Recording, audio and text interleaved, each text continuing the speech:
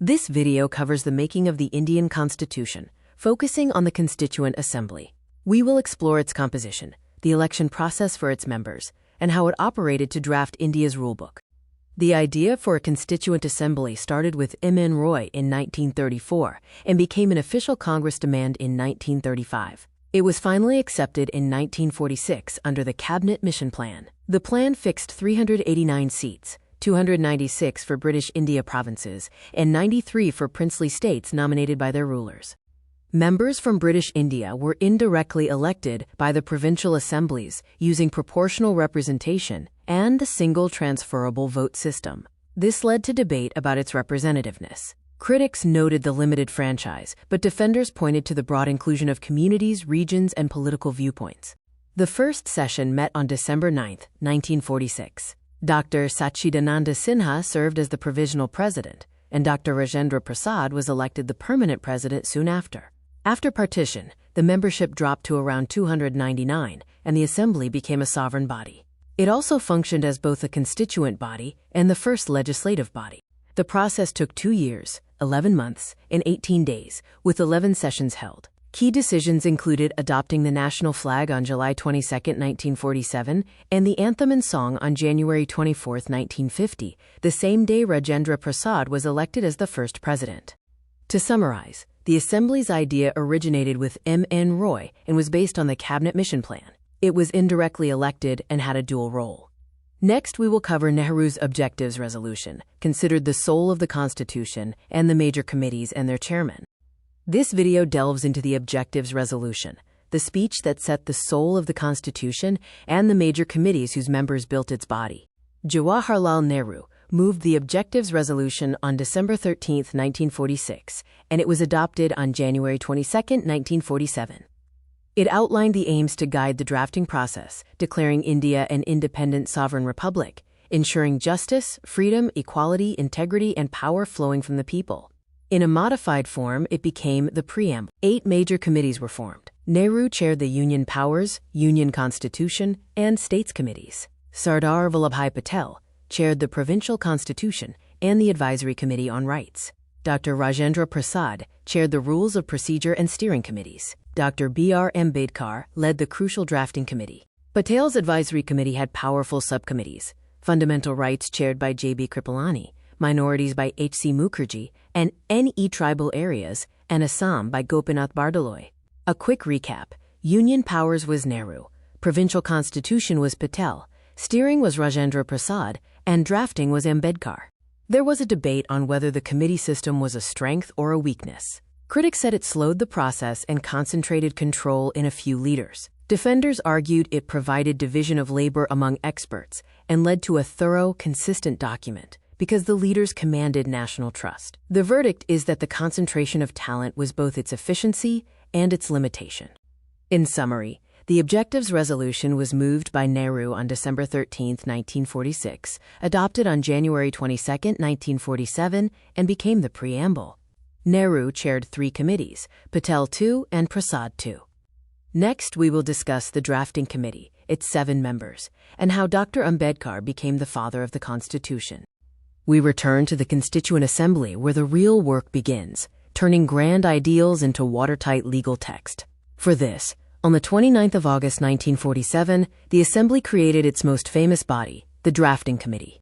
This compact committee of just 7 members was entrusted with finalizing the Constitution's text. Their mandate was to scrutinize, debate, and reshape the initial draft into its final form. It was truly the workshop where the Constitution was built.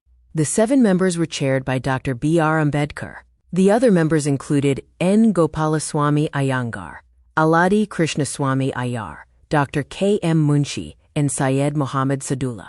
N. Madhava Rao and T.T. Krishnamachari were replacements for other members. The committee didn't start from scratch. Sir B.N. Rao, the constitutional advisor, prepared the initial draft of 243 articles and 13 schedules after studying constitutions worldwide. S.N. Mukherjee, the chief draftsman, rendered the complex ideas into precise legal language. Remember, Rao was the advisor, not a committee member. Why is Dr. Ambedkar called the father of the Constitution if others drafted the initial text? T.T. Krishnamachari explained that due to various reasons like resignation, death, or illness, the entire drafting burden fell on Dr. Ambedkar.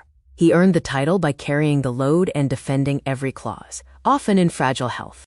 Here's a quick recap. The committee formed on August 29, 1947, with 7 members chaired by Ambedkar. The initial draft was prepared by Sir B.N. Dr. B.R. Ambedkar is the father of the Constitution. Next, we will discuss the enactment and enforcement of the Constitution. Welcome to Chapter 2 of Indian Polity, focusing on the making of the Constitution, particularly its enactment, enforcement, and criticism.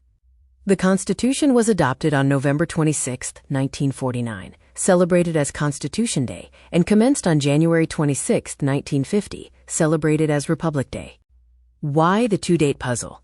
The Constitution was adopted on November 26, 1949, but deliberately commenced 2 months later. January 26, 1950, was chosen to honor Purna Swaraj Day, the pledge of complete independence declared on January 26, 1930, at the Lahore session of the Congress. Nothing worked between the two dates. Several articles concerning citizenship, elections, the Provisional Parliament, and transitional provisions came into force on November 26, 1949. The bulk of the Constitution commenced on January 26, 1950, repealing the Indian Independence Act, 1947, and the Government of India Act, 1935. Here are the numbers to remember. It took 2 years, 11 months, and 18 days to frame the Constitution, with an approximate expenditure of 64 lakh rupees. The original document had 395 articles, 22 parts, and 8 schedules.